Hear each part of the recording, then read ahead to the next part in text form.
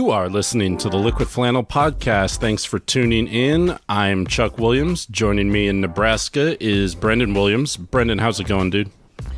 When you see a darkness coming over the sky, just remember it's the eclipse. It's not the apocalypse, although that would be a great time for an apocalypse day. I thought that when darkness falls upon the land, it just means the midnight hour is close at hand. When creatures crawl in search of blood? To terrorize your neighborhood. That's right. Unfortunately, in this case, the neighborhood was Charlotte. And joining us in Arlington, Texas, is the great Matthew Hodges. Matt, how you doing, man? Dude, I'm doing fine because honestly, when you guys said that you were quitting the podcast, I decided to just cancel it. So this will be our last episode, and I'm feeling all right. I'm glad that we're all ready to move on. I'm pre-canceling. I canceled it last week, so okay. You can't fire me. I quit. I just want you to know I have custody of the fans. Anyways. And joining us again, you've all recognized him on many other episodes, including the episode regarding Get Out, the great Nick Glesmann. Nick, how you doing, man? I'm all right. You Glad all right? to be here. Are you just all right, Nick? I could be better, but... Okay. Well, we'll get into that. You know, there's a lot going on. What topics got you down there, Nick Glesmann? I don't know, probably the upcoming race war that Trump is trying to instigate. I thought that you were down because Nebraska just got eliminated from Little League World Series. Oh, yeah. I mean, it always comes down to that. You know, the summertime, I spent the weekend camping. Those are the kind of things I like to do in the summer. But some people like to take things to a whole nother level in the Trumpocalypse that we're living in. We'll get into that a little bit. And, you know, there's so many other things that were happening. It seems like Trump's entire advisory panels were falling apart, like Matt was hinting, and everything seems to have led from that tragedy in Charlotte. Yeah. So, you know, without further ado, why don't we go ahead and jump right in? We begin with the deadly chaos on the streets of Charlottesville, Virginia. Brutal eruption of violence sparked by white nationalists. You had many people in that group other than neo-Nazis and white nationalists, and the press has treated them absolutely unfairly. You had a lot of people in that group that were there to innocently protesting very quietly. Jews will not replace us! Very fine people on both sides. Graphic images like this showing 20-year-old DeAndre Harris being beaten with sticks going viral. There was a group on this side, you can call them the left, that came violently attacking the other group. The driver charged with murder, accused of plowing his car into a crowd of counter-demonstrators. I think there's blame on both sides, and I have no doubt about it. So, Chuck, you had the opportunity to see a meteor shower when you were camping this weekend. Yeah, that's right. How'd that turn out? Oh, man, it was amazing. It was amazing. You know, we were about an hour and a half outside of Omaha, kind of in southeast Nebraska, Nemaha County. We went to a place called Indian Cave State Park, which I always feel incredibly uncomfortable saying that because when you get out there, it just seems very Washington Redskinsy kind of with the logos. You know, there's sites. Cool. There's a place called Half-Breed Cemetery. Yikes. I mean, yeah. Right. But I mean, there's so many places like that. I mean, I think almost everywhere in every state in America, you can find places. Oh, easy. That have names like Squaw Creek, right? And things like that people just don't even think about now. Yeah.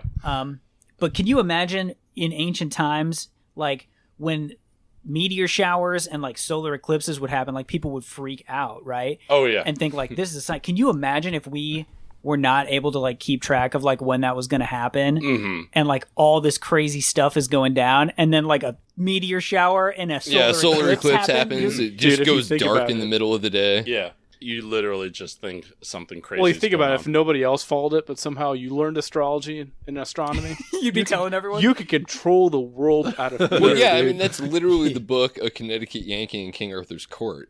I mean, he literally uses an eclipse at one point to prove his power.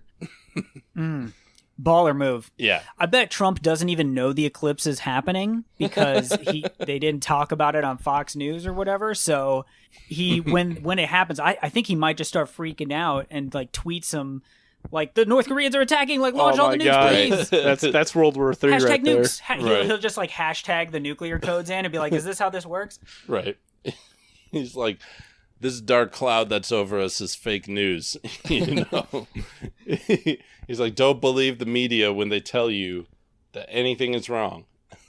So Reminds me of that bumper sticker I saw the other day somewhere. It said, "I don't believe the liberal media." Hey, why? Just statement of fact. Yeah, I saw a dude who had a bumper sticker that was like, "You can't be Catholic and Democrat." I've seen that bumper and sticker. then next to it, he had like pray the rosary every day, and then he had InfoWars. Yeah, Nice. And I was like, "What? Yeah, How? What? He's probably one of those dudes who's like, the Pope is like a leftist, lizard person spy or whatever sent by Hillary Clinton." Yeah. Oh yeah. I've seen a few of those around Nebraska. Yeah. I've seen a couple of those, and it's always depressing. But yeah, I think I heard a lot over when Charlottesville happened this weekend. People saying things like, "Well, that's like in the South," or like, "That's not here." Here in Omaha, Nebraska, we don't have violent racists or whatever. Are you kidding me? This place is packed to the brim with them. They're just content because they know they control everything. Well, and I'm down here in their Texas, power. too, where, Richard Spencer was scheduled to appear in the next, week or two down at College Station, which is where Texas A&M is.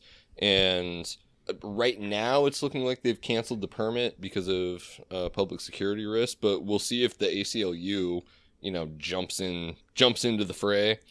It worked out real well when the ACLU defended the people who wanted to march in the streets down in Charlottesville. Yeah, that worked out great for him. I think the ACLU fool me once and shame on you. You can't keep fooling me again. I don't know. I think the ACLU is such a double-edged sword. I'm glad it exists, but at the same time, it's hard.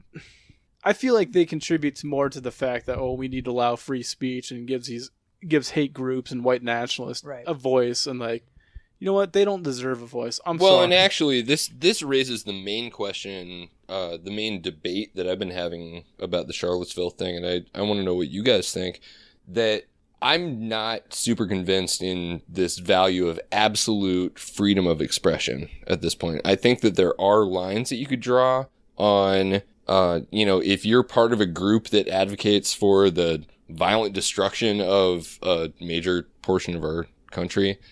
Maybe you don't deserve you're going against what our country stands for, so maybe you don't deserve the protections that our country stands for. There's been such an argument, though, I would say, within the last 25 years, especially with the rise of the internet and people proclaiming that everybody has total free speech, and to a certain extent they do. However, it's without consequence. If you say something stupid, you need to be held to it. And now this counter argument is saying, well, I'm just expressing what I believe. I'm free of criticism. You're attacking my First Amendment rights. Or right. whatever. You can't fire me from my job at a pizza restaurant because I demonstrated that I'm unsafe to work with or serve customers. Right. And, your freedom, you have the freedom of speech for sure, but that doesn't guarantee that you have the right to be listened to, and to not be shouted down in the street, The people out there, that were the counter protesters 100% have the right to do the exact same thing that you're doing. Right. So, and you see things like they'll come out and say, "Hey, we stand for absolute free speech, including the free speech to say the most abhorrent, hateful things." And now they're getting a little smarter where they don't go out and say "Let's kill all black people." They couch their rhetoric in a clinical language where they say things like, even go back to Africa. I mean, they're still saying that, but that's well, we're not going to murder them. We just want them to leave. Well, that's voluntarily. The same. Richard Spencer talks about, we want a white ethno-state, but we're not necessarily going to be violent about it, even though anybody who thought about that logistically, it's going to be violent. You're forcibly expelling people. Right. Well, literally their claim is well, here's the plan. We're just going to yell free speech and just yell hateful things about how we hate them until they just run away in terror because they're afraid they're going to get murdered. That's literally their stated plan. That's not even a secret conspiracy theory. That is literally their stated Yeah, plan absolutely. is to threaten to murder people until they run away in terror, and then they go, "Yay, we won! We got rid of all the people that we Right. didn't." And like. we did it peacefully. Bullshit, you did it Yeah, peacefully. well, and that's the thing. I mean, Right. that's this. While carrying AK-47s, by the way, we're And peaceful with our giant shields, guns. Yeah, and that's this love affair with absolute free speech that, I mean, free speech isn't a suicide pact. Like, you don't have to give the platform of free speech to people who, if they get a big enough toehold in the, so-called marketplace of ideas or whatever, would absolutely undo those protections for anybody who doesn't agree with them. Like, no, I'm sorry. That's a good place to draw the line. I don't buy this slippery slope argument that people make about. They do love the slippery soap. That's one of the first things they say, and that's what Trump is talking about with his. soap. If we remove the Confederate general statues, where do we stop? We're going to remove George Washington and Thomas Jefferson. It's like, whoa, back up, dude. Well, and also, like, good. Like, yeah, Yeah. we totally should do that, though. Well, but the thing is, it's like, if you think about it, if you think about Germany, and I think I'm totally biting this from Simone Sanders or something. Yeah. You can remember Hitler and not have statues of Adolf Hitler all over Germany, Right, You in can a go public to park, on a freaking government museum. building. Yeah. Exactly. Put these statues in a freaking museum. They're still there. You're Right. still able to remember the history, Right. but it doesn't have to be something where everybody else has to be exposed to that if they're going to the Right. park. Well, And and what they want is they want these monuments to like people like Confederate generals and things like that, about like, oh, how many Northerners they killed and things like that, how many slaves they owned. Well, think about this. There's Right. still a bunch of army posts Right. named after Confederate generals. You have Fort Hood, Fort Yep. Lee, Fort Right. Stewart. And you'll just never get all- rid of it all. I mean, I don't Right. even think anybody thinks it's realistic to ever get rid of it all, Sure. and nobody wants to just hide it away. But they just want it. They want it out in public. They want it threatening. That they love it because they know that it feels threatening to people of African American descent and people who don't agree with them, right? And they Right. love All right, that. so I was speaking to a friend earlier today about. you were not. You don't have friends. No, I'm just kidding. Sorry. Go ahead. The Slack doesn't count. All right. Fake news. Sorry. Go I ahead. was speaking to a friend earlier today about Confederate monuments and the idea of tearing them down, or one of the points of view that came out was that, you do want to be able to educate people about the past. This idea of, what happened in Charlottesville, that isn't us. It's like, you know what? It kind of is. Or actually, it really is. The country has always been white supremacist and violent against minorities or whoever was deemed not to be, like, acceptable. American. Yeah, exactly. sure. So Not one of the good ones. So these monuments went up, and people want to tear them down. I'm in favor of putting them in museums and not having them on the street corner because that's sort of the surface level. You don't want that message out there. But this perspective was that, like, maybe we should leave them, but recontextualize them. So instead of having a plaque at the bottom that says, this is to memorialize the bravery of the soldiers who fought for the lost cause, it would be something like, this monument remains to remind us of a bloody war that was fought by traitors, or that would go over real well. That's But I a love nice that idea, idea. but I agree, Nick. Like that idea. People are so angry right now. They're so blind with rage that they wouldn't even be able to see that plaque. And, the idea of putting these things in a museum, it's twofold. Part of this is to actually preserve it as an artifact, so people can't go up and spray paint it or Right. deface it or Definitely, any of yeah. those kind of things. So it works two ways. Preservation is part of putting them in Right. there and not putting them in a way that almost like flagrantly flaunts this portion of history. Yeah, like in a city As something square, we're a civic idolizing. gathering where people are going to be gathering, large crowds or whatever. Right. Right. Like well, Dr. Indiana Jones's head. It belongs in a museum. Right.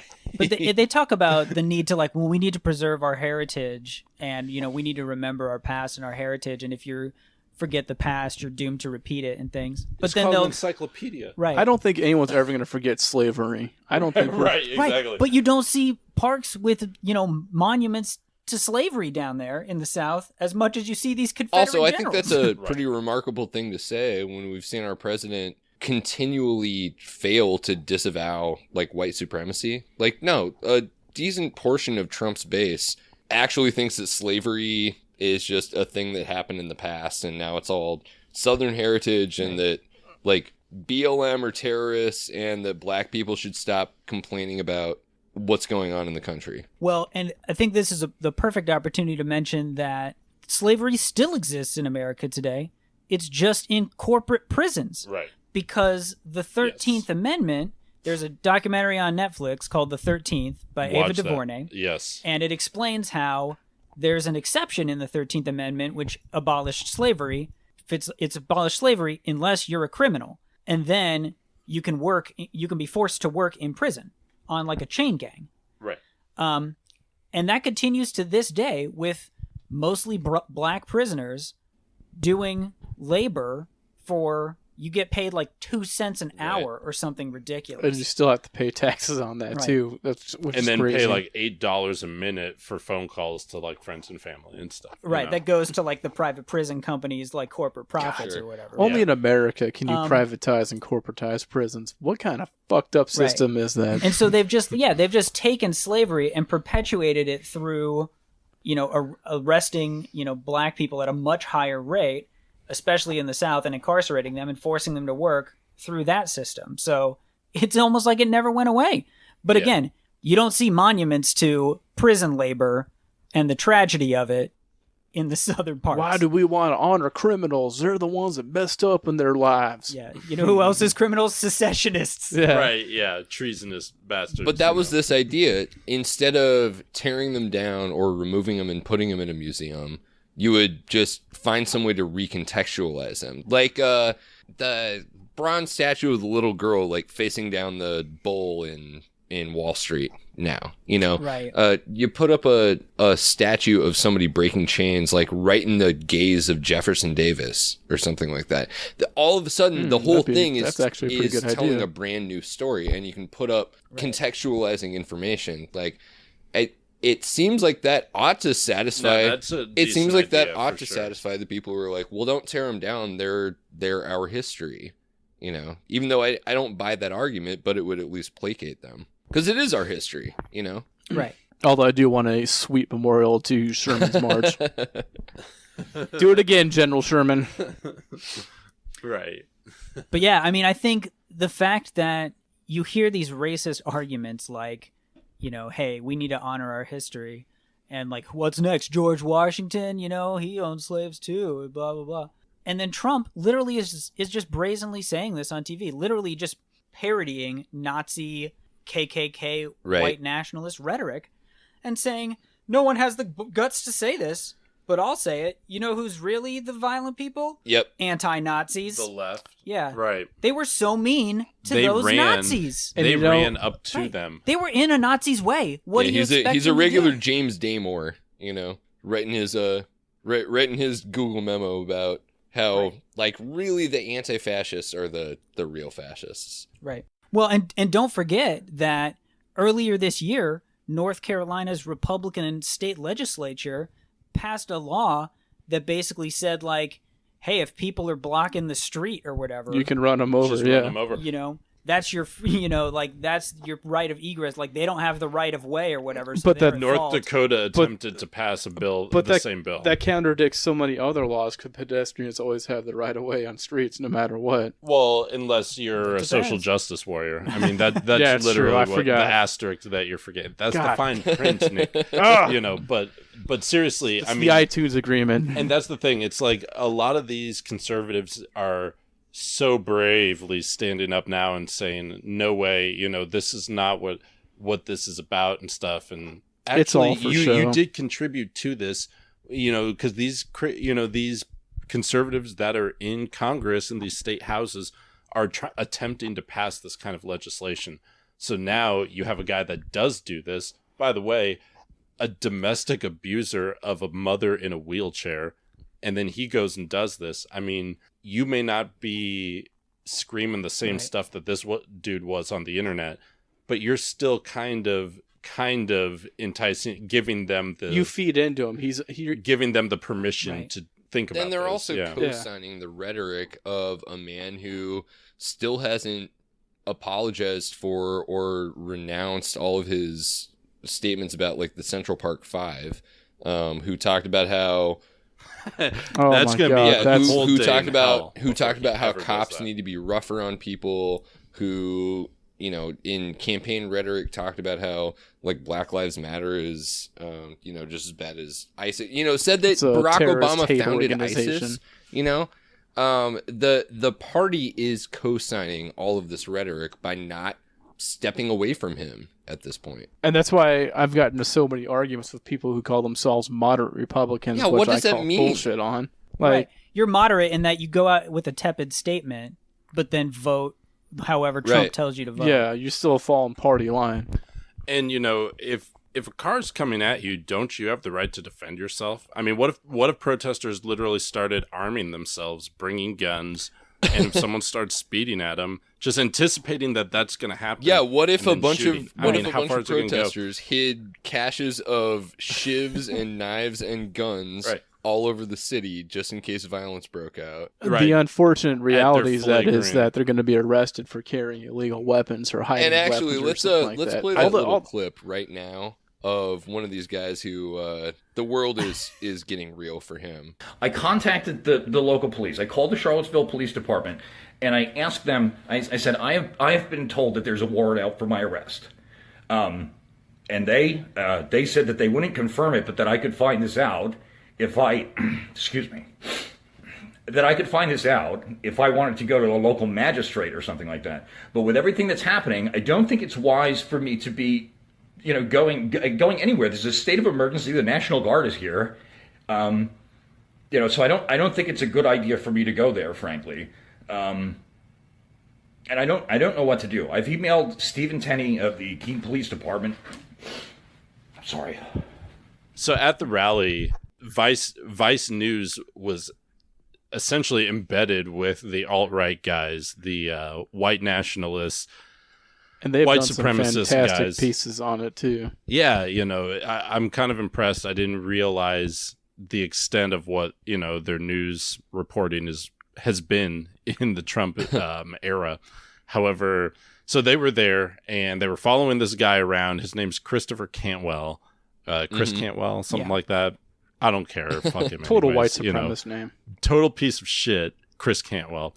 Anyways, here's a clip of him at the rally with the Vice News media, knowing that he's being recorded, and this is how he seems to be talking. Of course we're capable. I'm carrying a pistol. I go to the gym all the time. I'm trying to make myself more capable of violence. Yeah, there's quite a difference there between the first and the second clip. Yeah. So, you know, this guy, this is the heart of it. I mean, you heard him there, and he basically said, you know, sure, we're shits on the internet, but this is different. I didn't expect there to be legal ramifications for being part of for murdering someone. Well, right. Well, and they're not even talking about that. He's literally crying because he thinks, and I don't like even a know little if kid. it's true.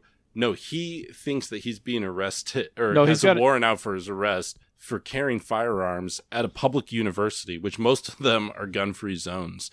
But he's like, I didn't know we couldn't do that. Yeah, he's like, he should just be like, I don't even recognize those laws. I'm sure that's what he'll try to say. Or whatever. Right, exactly. I mean, but in the Vice video, he literally pulls like 6 guns out of his pants from that rally. Right. You know, so, you know, by the time that this is released, I'm sure that there will be a development there. But, you know, this is kind of what you're dealing with. My biggest fears is that the alt-right and the haters are going to pick up on this crying video and like, look how sympathetic he is. He's so genuine and so real. We have to respect him. And they're just going to spin it to make him not look like the crying baby that he is, but like some proud warrior, I guess, for lack of a better term. We're just going to spin it. If you think that this guy is somewhat Joseph Goebbels sympathetic, is alive and well. Maybe it's time to play Let's talk this about next White clip Shirt Kid. of another alt-right guy. Yeah, who has a very real moment as well. Yeah. What's up? I'm not really white power, man. I just came here for the fun. Fuck. Nah. I'm sorry. You can't just take your costume off. What the fuck does that mean? It's all fun and games until someone threatens to whoop your ass. That is exactly what that's about.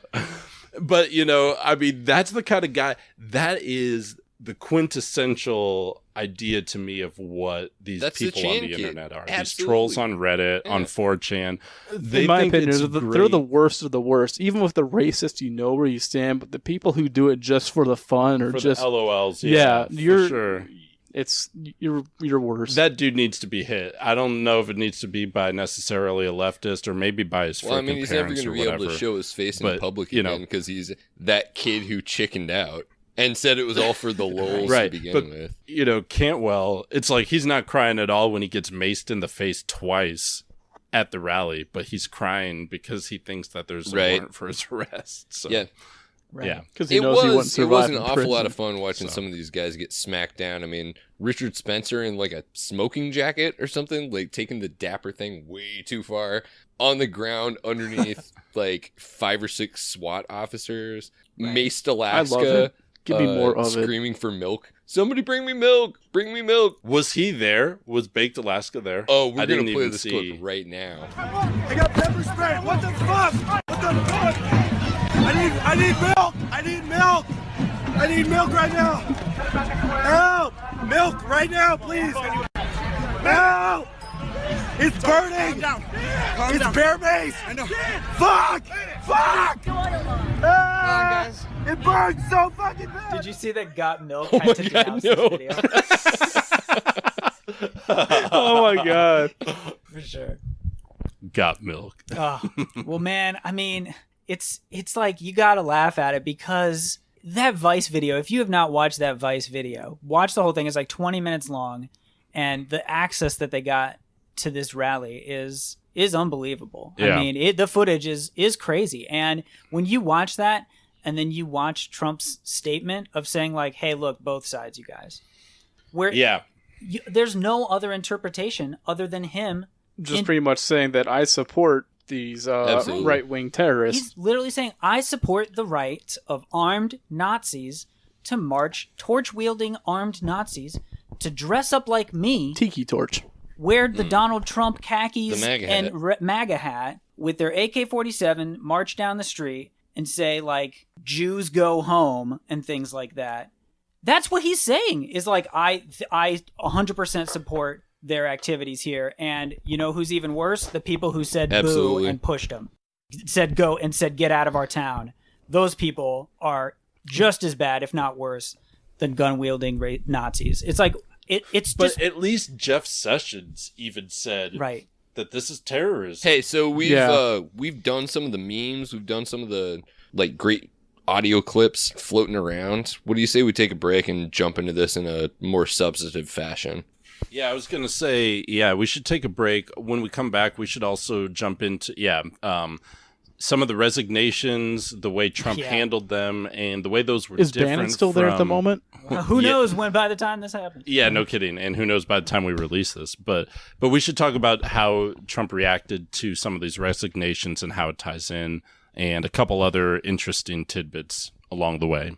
Stay tuned. Folks, what I just saw gave me the wrong kind of chills. Honestly, I'm a bit shaken from what I just heard. I think we saw the president's true colors today, and I'm not sure they were red, white, and blue. But he's now given safe harbor to Nazis, to white supremacists. He's a disgrace. The president of the United States revealed so clearly who and what he really is. The president of the United States traded away the moral authority of the office and lent support to those who would destroy the values of this country. It's awful. So my major frustration, the thing that I've been fighting people on Facebook and Reddit and Twitter and everywhere, I've become a really unpleasant... Fight Matthew at liquid_.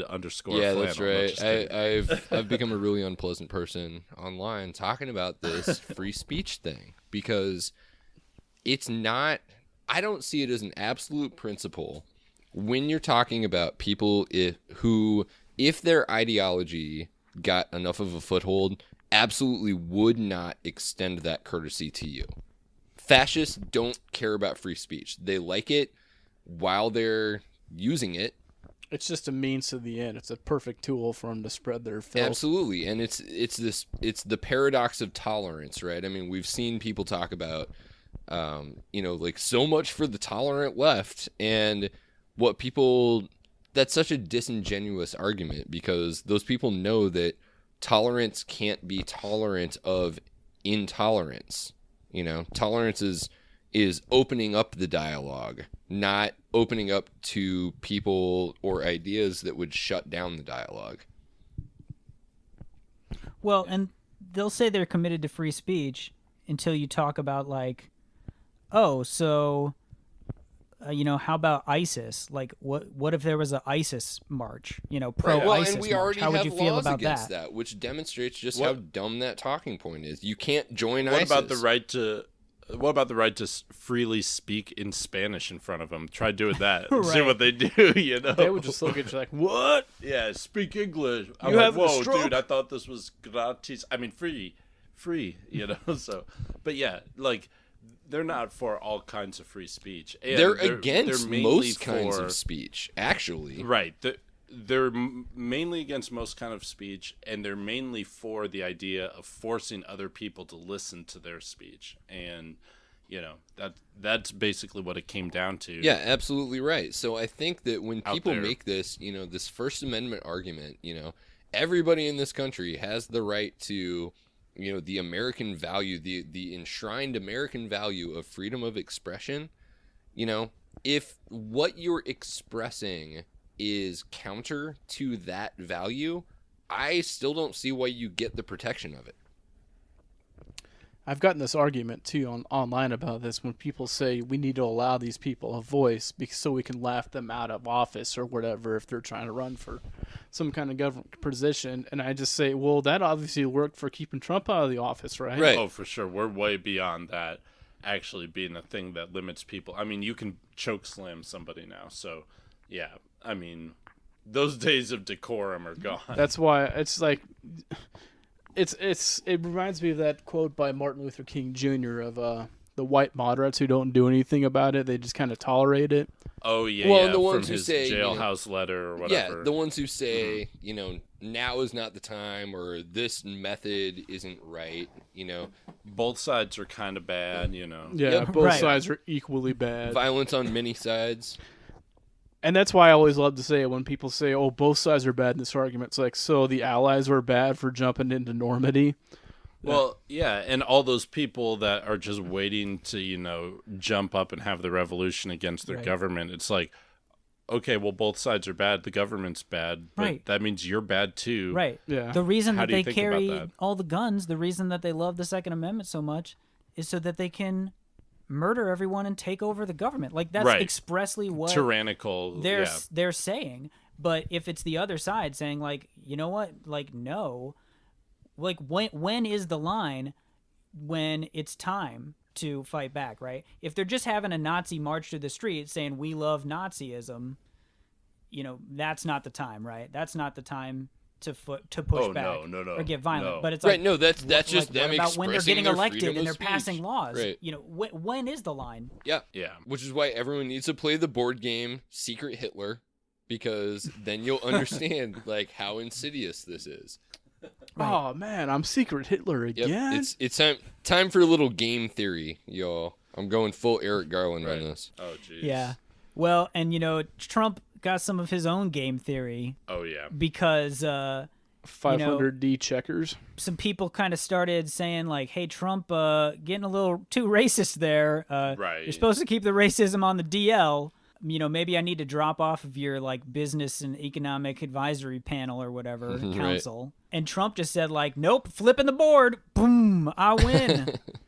Right. Well, and for Trump, when things blow up in his face, that seems to still be winning or something. Right. I mean, so this week, the CEO of Merck, Kenneth Frazier, ended up resigning from one of Trump's advisory panels or boards as a result of his waffling about being able to call out white supremacy and white nationalism by name.